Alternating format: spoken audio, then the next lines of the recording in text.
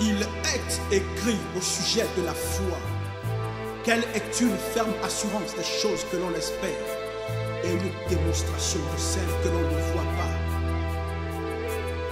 La foi est l'assurance, la conviction profonde, la certitude inébranlable de posséder les choses que nous espérons.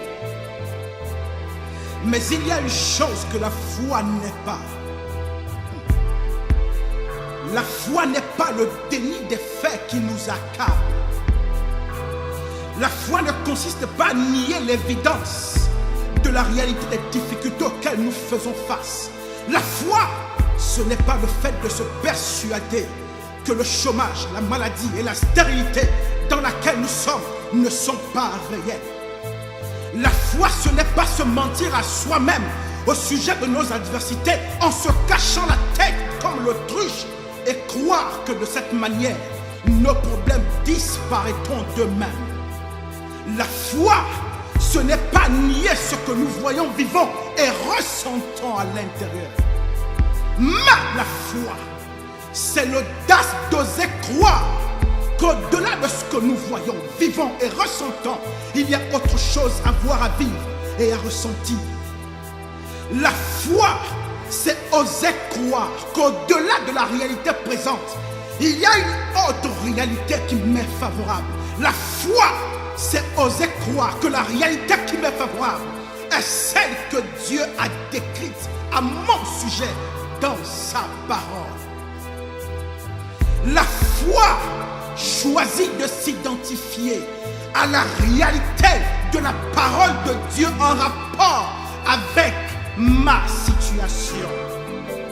Alors que tu t'identifies à la réalité de la parole de Dieu, alors que tu l'acceptes, alors que tu la conçois comme vraie dans ton cœur, la foi va commencer à donner vie à l'intérieur de toi, à cette vérité de la parole de Dieu que tu as admise.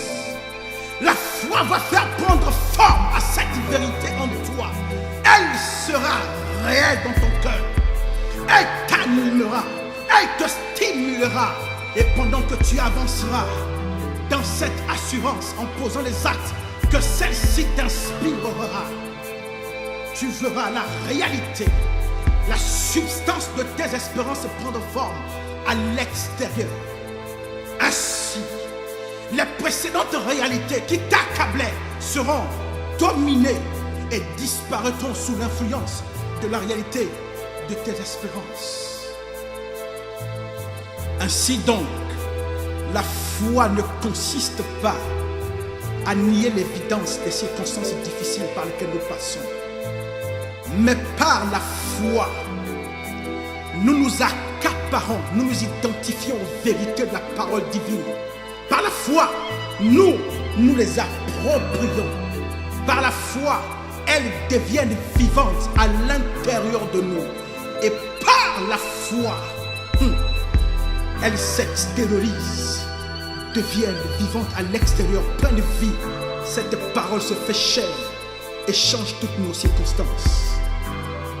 Vivez à l'intérieur d'abord par la foi ce que vous voulez voir expérimenter à l'extérieur.